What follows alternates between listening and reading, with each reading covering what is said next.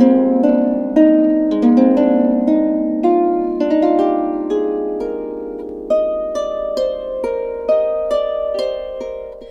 YouTube, I'm Amber and welcome to my channel. Feel free to draw or paint along with me as I create a painting inspired by today's fairy tale, and I'm super excited to share this one.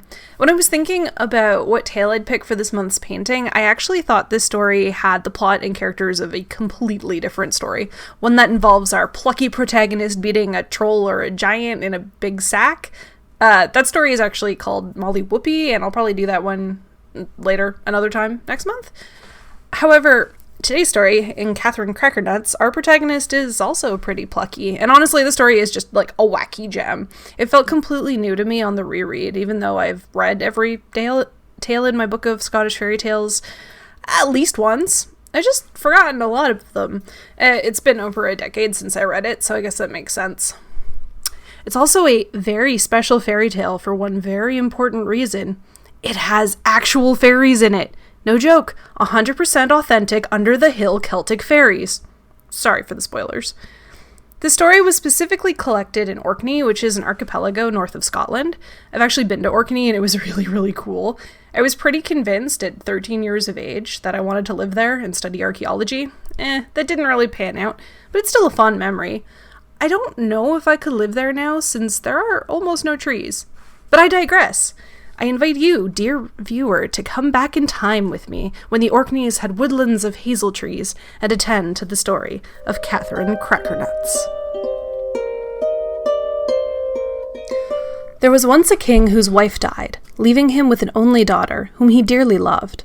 The little princess's name was Velvet Cheek, and she was so good and bonny and kind-hearted that all her father's subjects loved her. But as the king was generally engaged in transacting the business of the state, the poor little maiden had rather a lonely life, and often wished that she had a sister with whom she could play, and who would be a companion to her.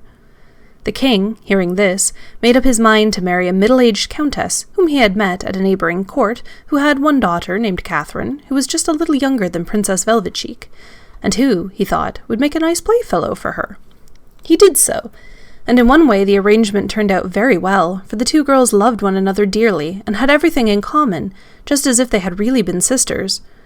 But in another way it turned out very badly, for the new queen was a cruel and ambitious woman, and she wanted her own daughter to do as she had done and make a grand marriage, and perhaps even become a queen. And when she saw that Princess Velvet Cheek was growing into a very beautiful young woman, more beautiful by far than her own daughter, she began to hate her, and to wish that in some way she would lose her good looks. For, thought she, what suitor would heed my daughter, as long as her stepsister is by her side? Now, among the servants and retainers at the husband's castle, there was an old henwife, who, men said, was in league with the evil spirits of the air, and who was skilled in the knowledge of charms, and philters, and love potions. Perhaps she could help me do what I seek to do, said the wicked queen, and one night, when it was growing dusk, she wrapped a cloak round her, and set out to this old henwife's cottage. "Send the lassie to me tomorrow evening, ere she hath broken her fast," replied the old dame when she heard what her visitor had to say. "I will find a way to mar her beauty." And the wicked queen went home, content. Next morning, she went to the princess's room while she was dressing, and told her to go out before breakfast, and get the eggs that the henwife had gathered. "And see," added she, "that thou dost not eat anything ere thou goest, for there is nothing that maketh the roses bloom on a young maiden's cheeks, like going out fasting in the fresh morning air." Princess Velvet Cheek promised to do as she was bid, and to go and fetch the eggs, but as she was not fond of going out of doors before she had had something to eat, and as, moreover, she suspected that her stepmother had some hidden reason for giving her such an unusual order, she did not trust her stepmother's hidden reasons. She slipped into the pantry as she went downstairs, and helped herself to a large slice of cake. Then, after she had eaten it, she went straight to the henwife's cottage and asked for the eggs. "Lift the lid of that pot there, your highness, and you will see them," said the old woman, pointing to a big pot standing in the corner, in which she boiled her hen's meat. The princess did so, and found a heap of eggs lying inside, which she lifted into her basket, while the old woman watched her with a curious smile. "Go home to your lady mother, Hinny," she said at last, "and tell her from me to keep the press door better snibbit." The princess went home and gave this extraordinary message to her stepmother, wondering to herself the while what it meant. But if she did not understand the henwife's words, the queen understood them only too well. For from them she gathered that the princess had in some way prevented the old witch's spell doing what she intended it to do. So next morning, when she sent her stepdaughter once more on the same errand, she accompanied her to the door of the castle herself, so that the poor girl had no chance of paying a visit to the pantry. But as she went along the road that led to the cottage, she felt so hungry that, when she passed a party of country folk picking peas by the roadside, she asked them to give her a handful. They did so, and she ate the peas, and so it came about the same thing that had happened yesterday. The henwife sent her to look for the eggs, but she could work no spell upon her because she had broken her fast. So the old woman bade her to go home again and give the same message to the queen.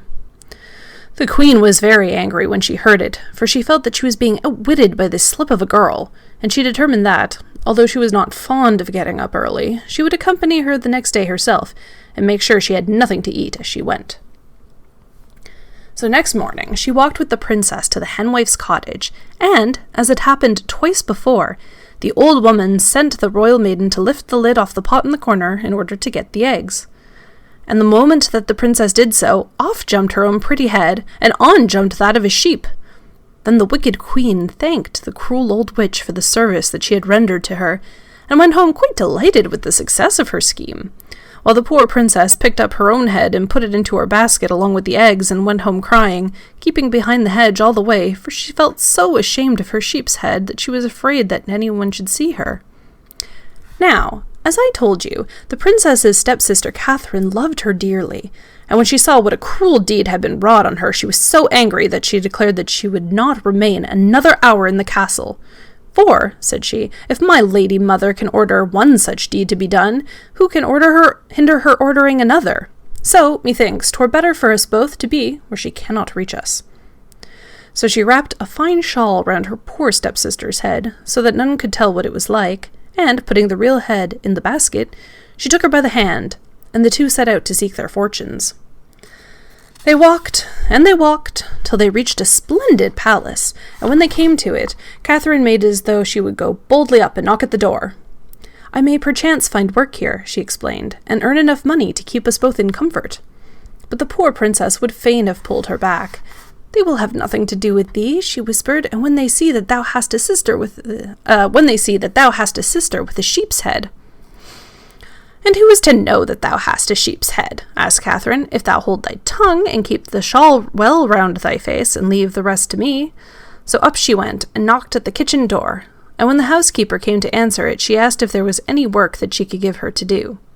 "For," said she, "I have a sick sister, who is sore troubled with the migraine in her head, and I would fain find her a quiet lodging for her, where she could rest for the night."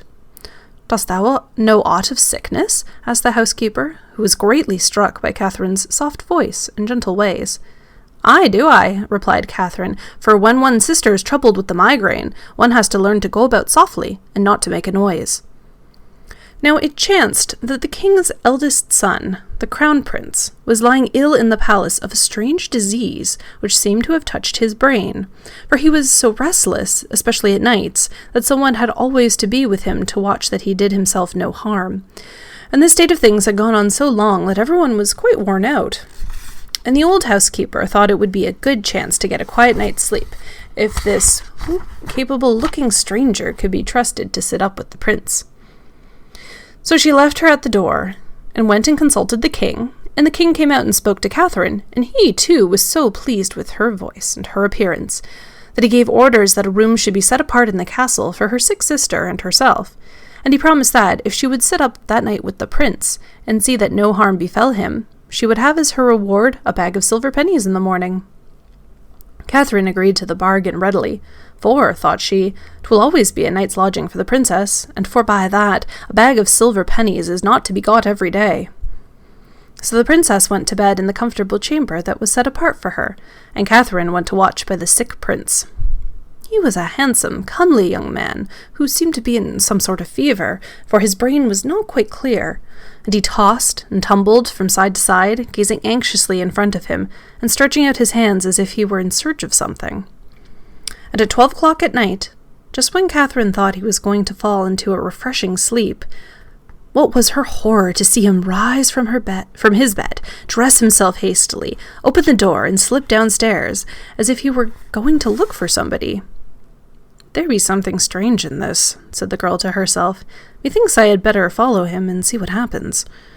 So she stole out of the room after the prince, and followed him safely downstairs. And what was her astonishment to find that apparently he was going some distance, for he put on his hat and riding coat, and unlocking the door, crossed the courtyard to the stable, and began to saddle his horse. When he had done so, he let it out and mounted, and whistling softly to a hound which lay asleep in the corner, he prepared to ride away. "I must go too, and see the end of this," said Catherine bravely, "for methinks he is bewitched. These be not the actions of a sick man." So just as the horse was about to start, she jumped lightly on its back, and settled herself comfortably behind its rider, all unnoticed by him. Then the strange pair rode away through the woods, and as they went, Catherine pulled the hazelnuts that nodded in great clusters in her face, for, said she to herself, "Dear only knows where next I may get anything to eat." On and on they rode, till they left the greenwood far behind them, and came out upon an open moor. Soon they reached a hillock, and here the prince drew rein and, stooping down, cried in a strange, uncanny whisper, "Open, open, green hill, and let the prince and his horse and his hound enter." "And," whispered Catherine quickly, "let his lady enter behind him." Instantly, to her great astonishment, the top of the nose seemed to tip up, leaving an aperture large enough for the little company to enter. Then it closed gently behind them again. They found themselves in a magnificent hall, brilliantly lighted by hundreds of candles stuck in sconces round the walls. In the center of this apartment was a group of the most beautiful maidens that Catherine had ever seen, all dressed in shimmering ball gowns, with wreaths of roses and violets in their hair. And there were sprightly gallants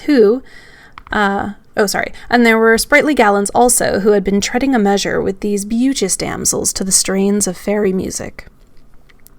When the maidens saw the prince, they ran to him and led him away to join their revels, and at the touch of their hands all his languor seemed to disappear, and he became the gayest of all the throng, and laughed and danced and sang as if he had never known what it was to be ill. As no one took any notice of Catherine, she sat down quietly on a bit of rock to watch what would befall. And as she watched, she became aware of a wee bairnie playing with a tiny wand quite close to her feet. He was a bonny bit bairn, and she was just thinking of trying to make friends with him, when one of the beautiful maidens passed, and, looking at the wand, said to her partner in a meaning tone, "3 strokes of that wand would give Catherine's sister back her pretty face." Here was news indeed. Catherine's breath came thick and fast, and with trembling fingers she drew some of the nuts out of her pocket, and began rolling them carelessly towards the child. Apparently he did not get nuts very often, for he dropped his little wand at once and stretched out his tiny hands to pick them up. This was just what she wanted, and she slipped down from her seat to the ground and drew a little nearer to him. Then she threw 1 or 2 more nuts his way, and, when he was picking them up, she managed to lift the wand unobserved and to hide it under her apron. After this, she crept cautiously back to her seat again, and not a moment too soon, for just then a cock crew, and at the sound the whole of the dancers vanished, all but the prince, who ran to mount his horse, and was in such a hurry to be gone that Catherine had much ado to get up behind him before the hillock opened, and he rode swiftly into the outer world once more. But she managed it. And as they rode homewards in the grey morning light, she sat and cracked her nuts and ate them as fast as she could, for her adventures had made her marvellously hungry. When she and her strange patient had once more reached the castle, she just waited to see him go back to bed, and begin to toss and tumble as he had done before.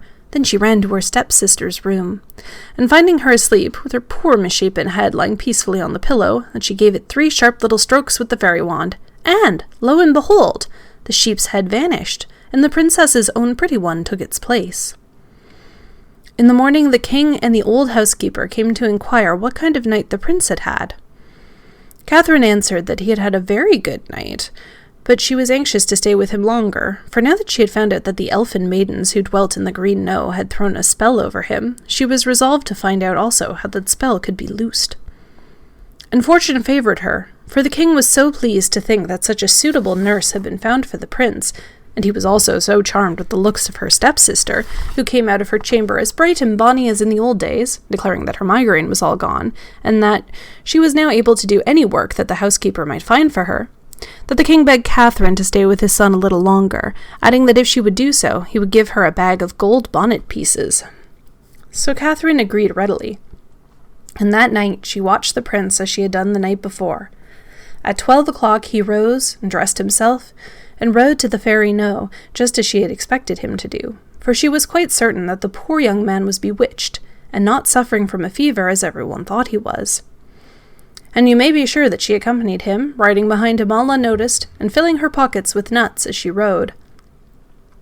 When they reached the fairy No, he spoke the same words that he had spoken the night before. "Open, open green hill, and yet let the young prince in with his horse and his hound." And when the green hill opened, Catherine added softly, "and his lady behind them," and they all passed in together. Catherine seated herself on a stone and looked around her. The same revels were going on as yesternight, and the prince was soon in the thick of them, dancing and laughing madly. The girl watched him narrowly, wondering if she would ever be able to find out what would restore him to his right mind, and as she was watching him, the same little baron who had been playing with the magic wand came up to her again. Only this time, he was playing with a little bird. And as he played, one of the dancers passed by, and, turning to her partner, said lightly, "3 bites of that birdie would lift the prince's sickness and make him as well as he ever was." Then she joined in the dance again, leaving Catherine sitting upright on the stone, quivering with excitement. If only she could get that bird, the prince might be cured. Very carefully, she began to shake some nuts out of her pocket and roll them across the floor towards the child. He picked them up eagerly, letting go the bird as he did so, and in an instant Catherine caught it and hid it under her apron. In no long time after that the cock crew, and the prince and she set out on their homeward ride. But this morning, instead of cracking nuts, she killed and plucked the bird, scattering its feathers all along the road, and the instant she gained the prince's room and had seen him safely into bed, she put the bird on a spit in front of the fire and began to roast it. And soon it began to fizzle and get brown and smell deliciously, and the prince, in his bed in the corner, opened his eyes and murmured faintly, "How I wish I had a bite of that birdie." When she heard the words, Catherine's heart jumped for joy, and as soon as the bird was roasted, she cut a little piece from its breast and popped it into the prince's mouth. When he had eaten it, his strength seemed to come back somewhat, for he rose on his elbow and looked at his nurse. "Oh, if I had but another bite of the birdie," he said, and his voice was certainly stronger. So Catherine gave him another piece, and when he had eaten that, he sat upright in bed. "Oh, if I had but a 3rd bite of that birdie," he cried, and now the colour was coming back into his face, and his eyes were shining. This time Catherine brought him the whole of the rest of the bird, and he ate it up greedily, picking the bones quite clean with his fingers, and when it was finished he sprang out of bed and dressed himself and sat down by the fire. And when the king came in the morning, with his old housekeeper at his back, to see how the prince was, he found him sitting cracking nuts with his nurse, for Catherine had brought home quite a lot in her apron pocket. The king was so delighted to find his son cured that he gave all the credit to Katherine Crackernuts, as he called her, and gave orders at once that the prince should marry her. "For," said he, "a maiden who is such a good nurse is sure to make a good queen." The prince was quite willing to do what his father bade him, and, while they were talking together, his younger brother came in, leading Princess Velvet-Cheek by the hand, whose acquaintance he had made but yesterday, declaring that he had fallen in love with her and that he wanted to marry her immediately. So it all fell out very well, and everybody was quite pleased, and the 2 weddings took place at once, and, unless they be dead sin sign, the young couples are living yet.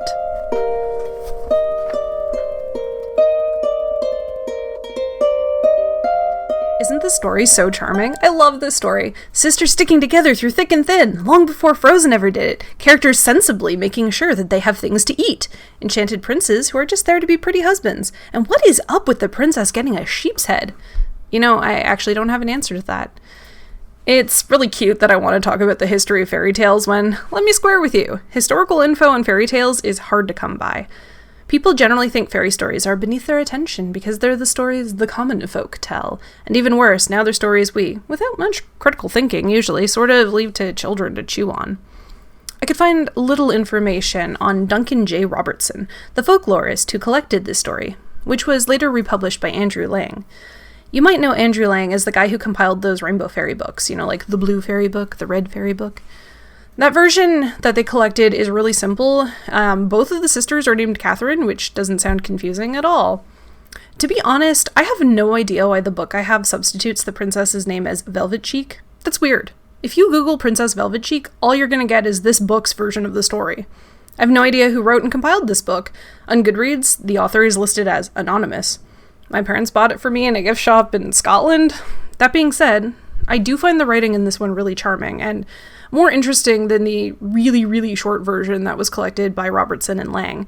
The bones of the story are identical, it's just this one has a little more fleshed out details. I did learn some pretty cool things researching this story. I stumbled on an article called The Lost Forest Gardens of Europe by Max Paschal, who discusses that the indigenous peoples of Europe were really into hazel trees. We're talking 5,000 to 10,000 years ago, they were cultivating and coppicing the hazel woodlands for nuts. To quote, and I'll leave a link in the description for the full article, hazel suddenly becomes ubiquitous across Europe as soon as the climate warmed, brought to every corner of the continent by hunter-gatherers. Hazel was the original tree of life for Mesolithic Europeans. The nuts are about 60% fat and 20% carbohydrates and contain a wide range of proteins, vitamins, minerals. A few handfuls can cover most of a person's daily energy needs. Its branches, tall and flexible and slender enough to cut with a flint axe, were used for tools and firewood. Mesolithic thatched huts were often made with hazelwood beams. From cradle to grave, the people of Mesolithic Europe relied on hazel more than any other single plant. For over 5,000 years, this single plant was the life-giver to nearly all of Europe's people. Which, really cool. Does it actually relate to Katherine Crackernuts? I mean, she distracts a fairy baby with the nuts, which maybe hazel as a sort of human magic would be interesting to fairy babies, but then again, babies think everything is fascinating. Katherine sort of bought the magic wand and the bird with hazelnuts, but that might just be because babies value novelty over material worth, not because hazelnuts are particularly prized by fairies. The Henwife is another interesting facet of this story. The author and editor Terri Windling has a fairy tale and myth blog that's a great resource if you want to dig into this stuff. And she has a blog post that delves into the figure of the Henwife in fairy tale and in literature. Again, I'll link it below. Of the Henwife, Terri Windling says, related to the witch, the seer, and the herbalist, but different from them too. A distinct and potent archetype of her own, an enchanted figure beneath a humble white apron. We find her dispensing wisdom and magic in the folk tales of the British Isles and far beyond, all the way to Russia and China, a woman who is part of the community, not separate from it, like the classic witch in the woods. A woman who is married, domesticated like her animal familiars, and yet conversant with women's mysteries, sexuality, and magic. Now, that description is intriguing, but the villainous Henwife of our tale is rather a cardboard villain. As I read more tales for this channel, I'll have to keep an eye out for the Henwife archetype and see if we can flesh her out a bit. And Katherine herself? I think her story is terribly fun. Like most fairy tales, it raises questions it will never bother to answer. Why did the fairies enchant the prince? Why do some fairies tell Katherine how to lift the spell? Is it just capriciousness? Is there some kind of factional dispute among the enchanting of mortals? Like, some fairies think that, this is okay, and some fairies think it's bad. Is that going on? Political intrigue? And isn't it interesting that in this particular story, the Wicked Queen never gets any punishment? In a lot of stories, especially, some of, the Grimm's collections, you get, really gross punishments for the queen. But this evil queen, she's just whatever, I get to live forever. Doing fine, whatever, story never goes back to her. She might be living still, we don't know. So, very strange, but maybe Katherine and her sister get, their fancy double wedding, so maybe living well is the best revenge for this case. As to the painting, hope you don't mind the odd angle. We changed the lighting in our apartment, so overhead shooting was causing a huge shadow right on the art. So yeah, fun with angles this month. I had a lot of fun with this painting. I adore drawing and painting horses, so I always try to work them in whenever I can. This particular horse is inspired by the Galloway pony, which is extinct, but whose closest relative breeds are the Dales pony and Fell pony. It was such a useful breed that it died out because it was crossbred so much, according to Wikipedia. I think I'm going to add a sort of artist tip of the month, something I learned during each painting. I spent a really long time working on the thumbnail for this piece, and all the pre-work really helped when I actually got down to painting. Even though it's like a much bigger painting than the one I did for last month's Use of the Sun, West of the Moon. It took significantly less time to paint because I made a lot of the big decisions already. It always helps to prepare before diving into a watercolor. So, had a lot of fun with this one. Nighttime scenes are super, super tricky because you have to think about where you want the shadows to be and where you want the light to. I don't know. It's just. It was fun. Anyway, I think that's all I've got to say. I hope you enjoyed the story and the painting, and take care out there. Bye!